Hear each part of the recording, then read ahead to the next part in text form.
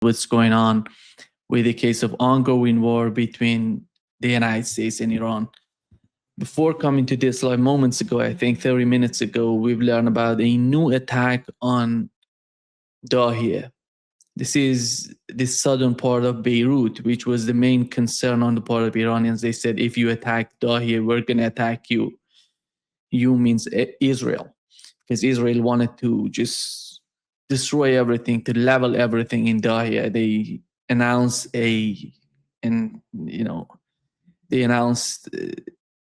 some sort of evacuation warning to the people in Dahia to you have to leave your homes, and because they're desperate in the southern part of Lebanon. So what has happened so far? They really wanted to do something in Dahia because they're not capable of fighting Hezbollah in the southern part of Lebanon. So we had the Iranian response saying that if you attack Dahia, we're going to attack the northern part of Israel the same way you attack Dahia.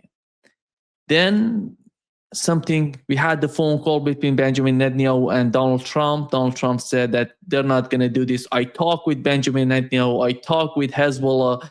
Nobody knows who talked with him.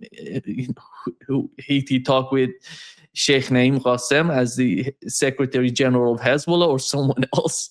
I think nothing of that sort has happened.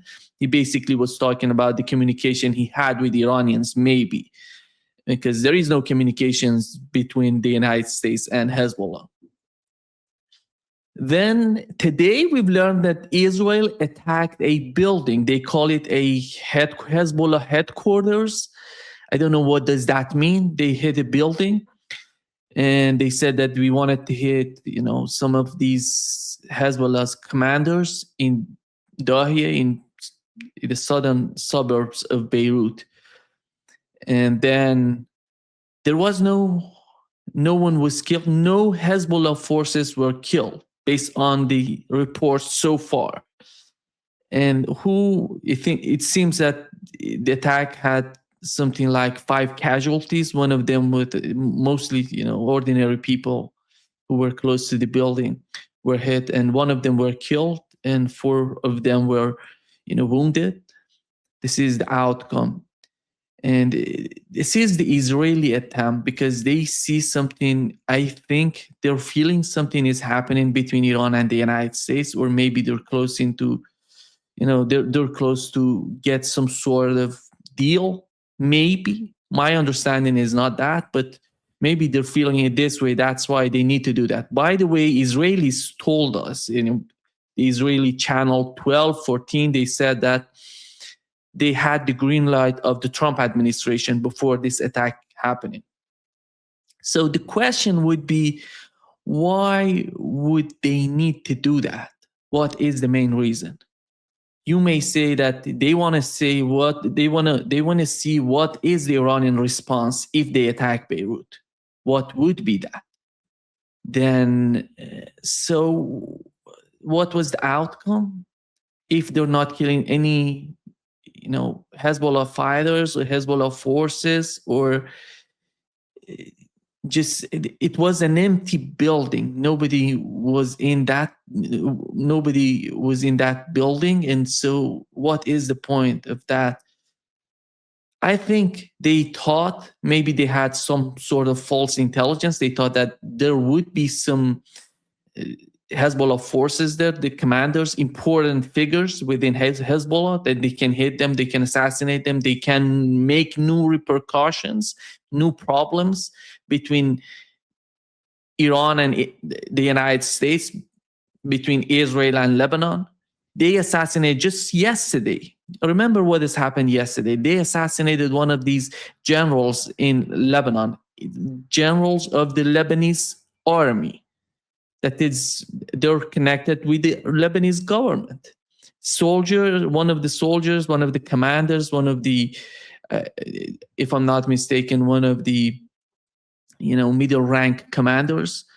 And so 3 of these soldiers, a general and a commander, middle rank commander, were killed yesterday by Israeli drone attack. And they said it was an accident.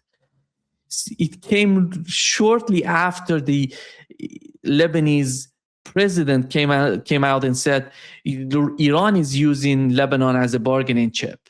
So Iran is benefiting from the position they're taking, considering Hezbollah and acts of resistance. I don't know what sort of benefit comes out of that for Iran.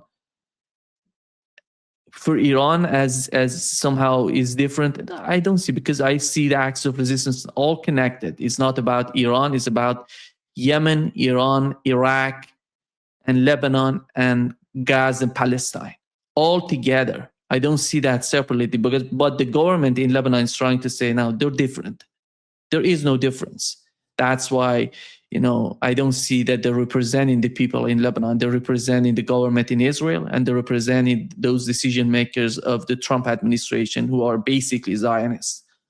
So this is what's going on with the case of Lebanon. What is the Iranian reaction? Many people are asking, so what is the assessment? And many people in Iran, by the way, are arguing Iran has to respond to this. Iran has to hit some targets in Israel. But the other problem is that Iran is, somehow talking with the United States, ongoing talk. You see, we had the internal minister of Pakistan going to Iran, back and forth. These messages are getting in and out. So I think the smart response on the part of Iranians, on the part of the acts of resistance, which may happen as we talk, it could be a response from Yemen. Iran is not going to get there, because you remember, it wasn't just Iran saying, if you attack and destroy Dahiya, we're going to respond. We're going to hit the northern part of Israel. We had Yemenis as well talking the same way. They said that they're going to hit Israel. So it's going to be something like that, something Iran just keeping or maintaining its position in this sort of fake ceasefire they have between Iran and the United States, which there is no ceasefire happening, but let's talk a fake or Israeli type, as Ambassador Chas Freeman puts it perfectly, in my opinion, is an Israeli type of ceasefire. So they have their own ceasefire. Let's do it. Let's maintain that same sort of conditions they have. So Yemen comes in and attacks Israel. That may happen as we talk. I think this is what is happening with considering the acts of resistance. But when it comes to the negotiations between Iran and the United States, the main problem still is the case of Lebanon. Iran is not using Lebanon as a bargaining chip. Lebanon is part of the acts of resistance, and Iran doesn't see itself outside of the acts of resistance. Iran sees itself as part of the acts of resistance. So you cannot separate one from another. You cannot separate the Iraqi resistance from the Yemeni resistance. I think they are all considering the same sort of mindset. They are resistant. They're prepared to fight back, and that's why maybe in Israel that's not. Maybe even in Lebanon, with the president of Lebanon, he doesn't understand what's going on. He doesn't understand the mindset of the people. He's talking about my people. Who are your people in Lebanon? These are not your people. These are the residents of Lebanon. These are citizens of Lebanon, Lebanese people. They're not your people. And you're representative of the Lebanese people, but you're not representing them. You actually represent the Israeli government. And that's the problem. You're making literally what the government in Lebanon is doing these days is inching, little by little, moving the society towards some sort of civil war. And if that didn't happen so far, because Hezbollah is so smart, what they're trying to do to diminish the tensions within the society and focus on Israel in the southern part of Lebanon. You remember the agreement, that fake agreement between the government in Lebanon and Israelis. They said Hezbollah is not going to attack Israel south to the Litani River, which is part of Lebanon. They're occupying Lebanon, and the Lebanese government saying, no, we're not going to defend ourselves against your occupation of our land. We're going to limit our society. This is just amazing what's going on with the government. So they said that Hezbollah is the enemy of the state in Lebanon. But you don't see that sort of, attacks coming from Hezbollah toward the government. You see the government is attacking Hezbollah, but Hezbollah is controlling the tensions. They don't want the tensions to grow within the society. Their main focus is on Israel, and they're doing this perfectly. Just today, we've seen one of these, air defense. They're using missiles to hit the targets. And today we've seen one of the footages came out just moments before coming to this live, and Hezbollah launched a surface-to-air missile. Here is footage. It's a surface-to-air missile at an Israeli fighter jet above Nabatea, is a city there, and forcing the fighter jet to notify players and this airspace. This is what has happened, and they know how to focus on what they're doing. I think Hezbollah knows what is the main objective on their part. They don't want to confuse everything. They understand the differences within the Lebanese society. They know how influential and how the United States together with the Israelis, and unfortunately the new government, which is supported unfortunately by Turkey in Syria, they're trying to manipulate the Lebanese society, putting a lot of pressure. Many of these people who were in the southern part of Lebanon are going to the north, to the central part of Lebanon, and they're putting a lot of pressure, mostly on because these people have to go to somewhere, and the government is not providing them with anything that important to help them to their life, to facilitate this process of immigration, forced immigration by Israelis. Just imagine what Israel is doing to your people in the southern part of Lebanon, and instead of supporting them, you're attacking the only force in Lebanon that is fighting back. This is beyond just, it's fantasy on the part of the government in Lebanon. I don't see them, being a viable sort of choice or option for the Lebanese people. As time goes by, they're going to topple this government sooner or later. That would happen. But Hezbollah doesn't want that at this particular moment. They want to see what is happening between Iran and the United States. That's the big picture that is happening.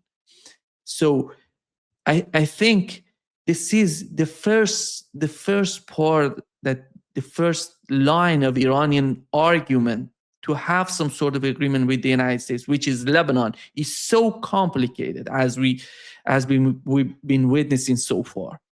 Then coming to Iran and what's going on between Iran and the United States, there are two stories coming out of that.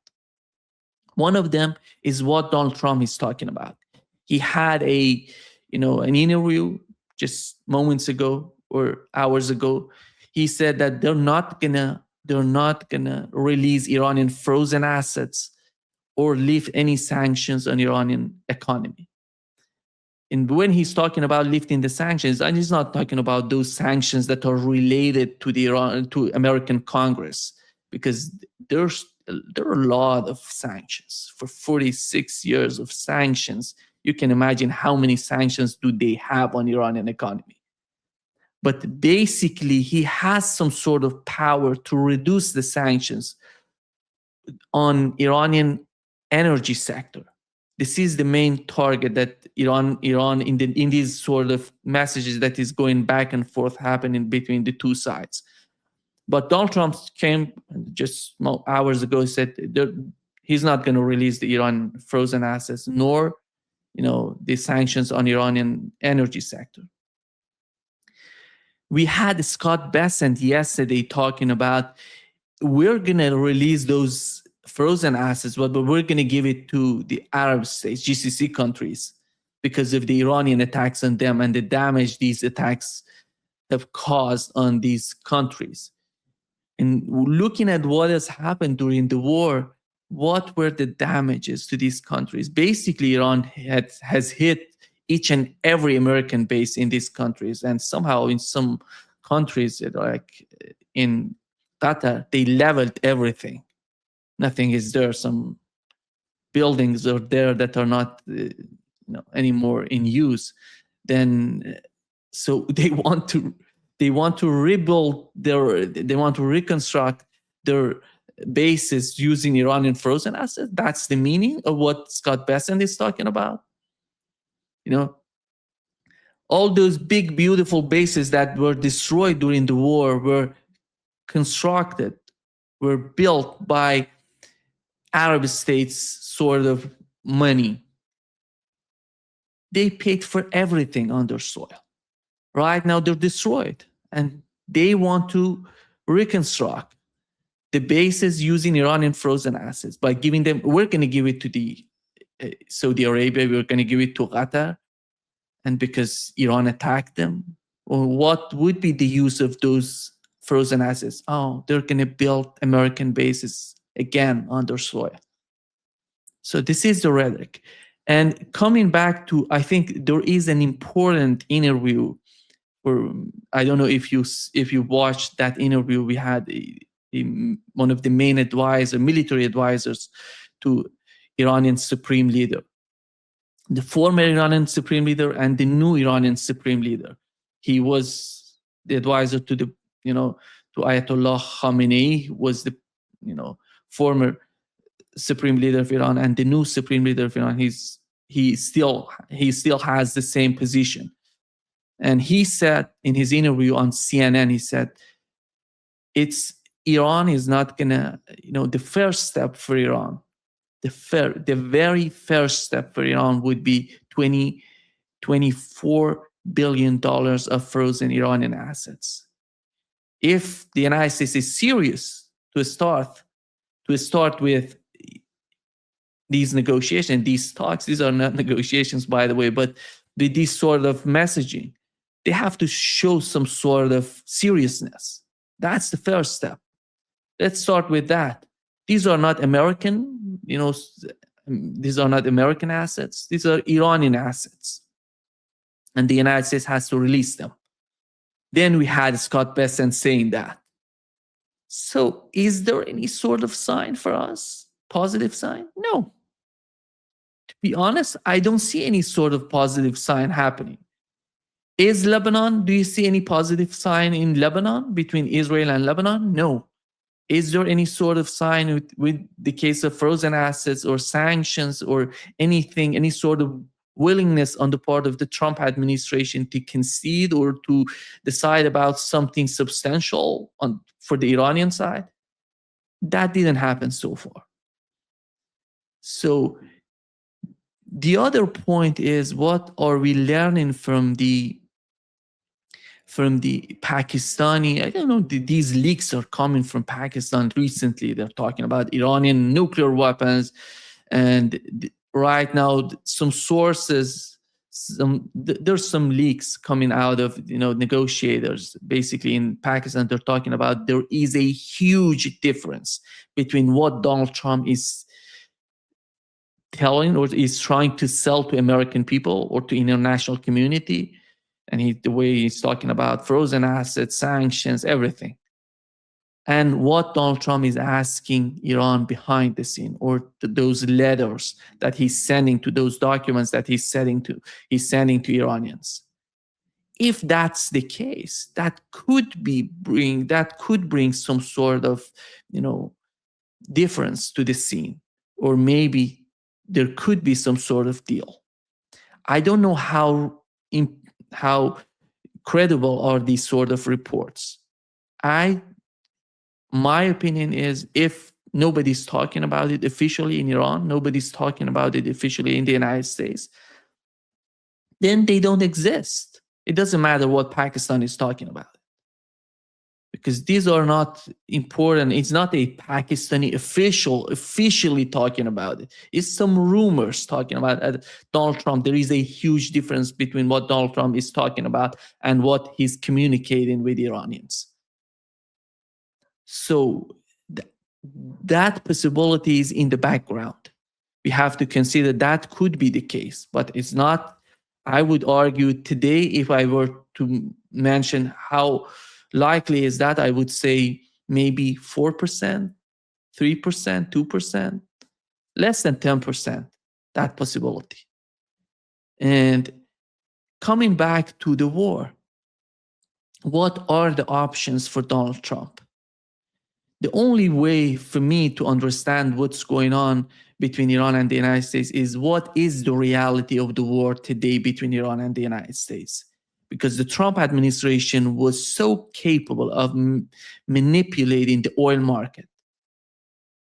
This manipulation, you look at the price of oil is going down, up, going down, and the people are saying, these are fake numbers. It seems that the market is somehow getting tricked by the Trump's attitude or the way that he's trying to manipulate the market.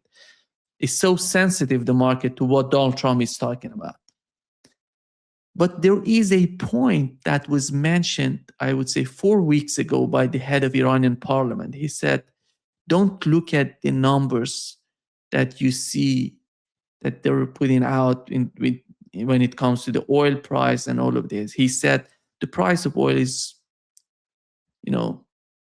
beyond what has been reported on the market.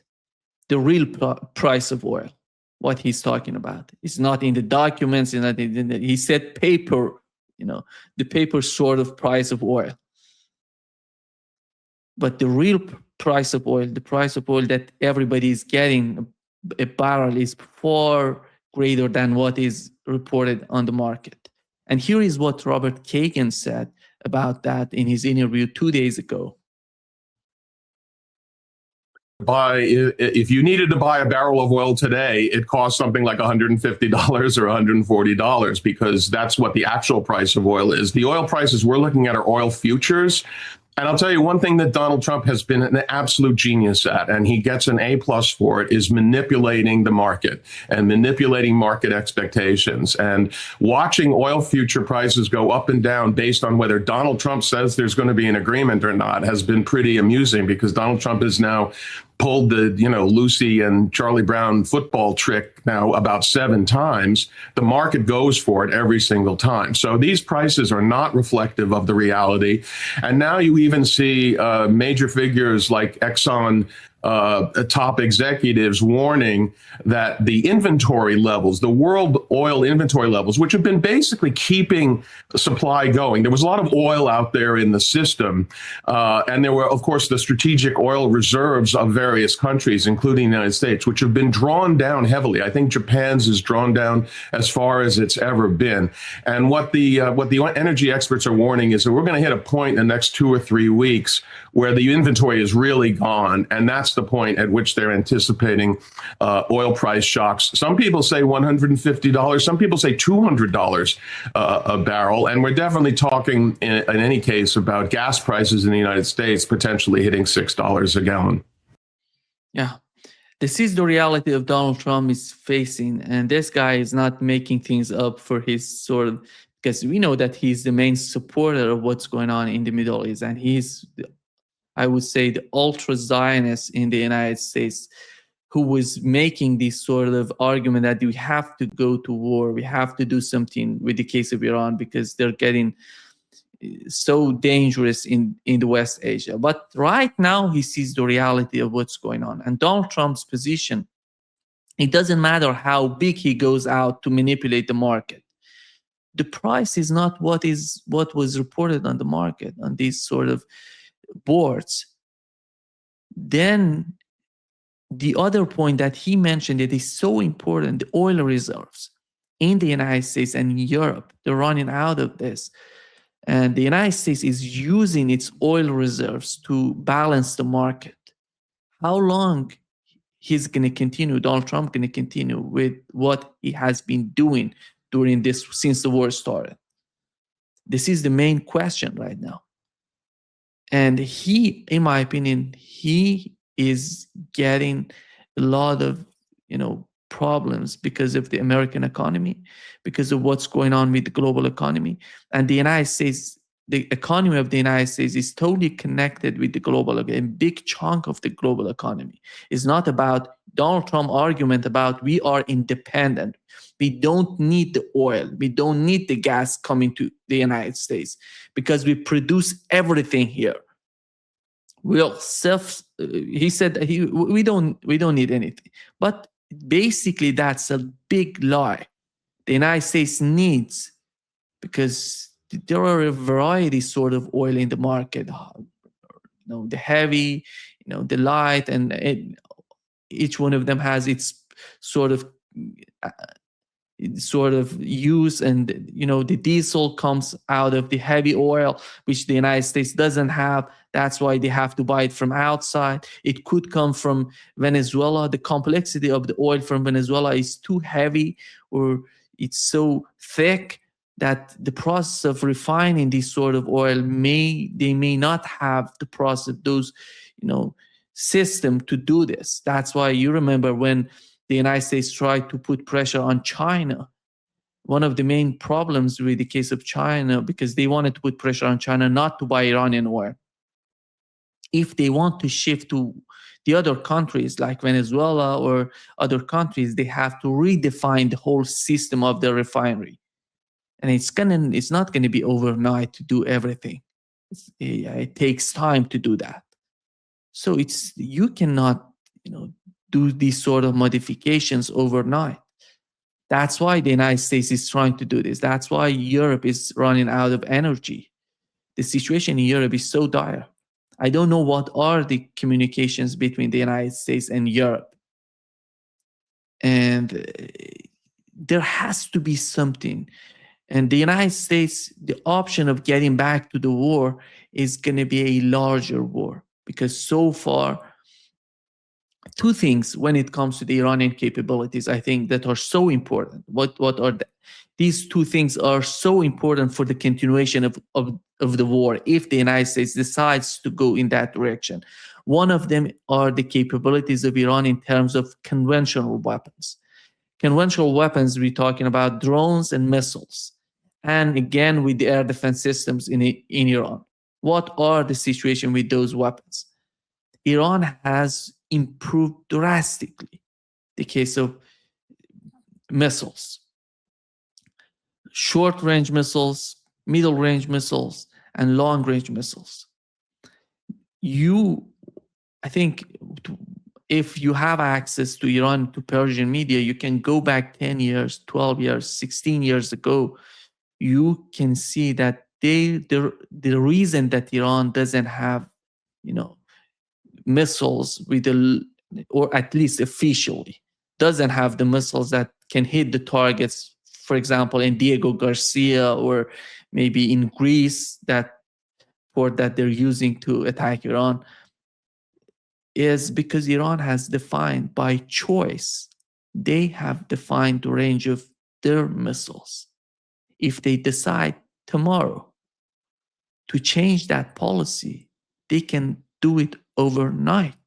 They have the capabilities. I can confirm you that they have the capabilities of increasing the range of their missiles.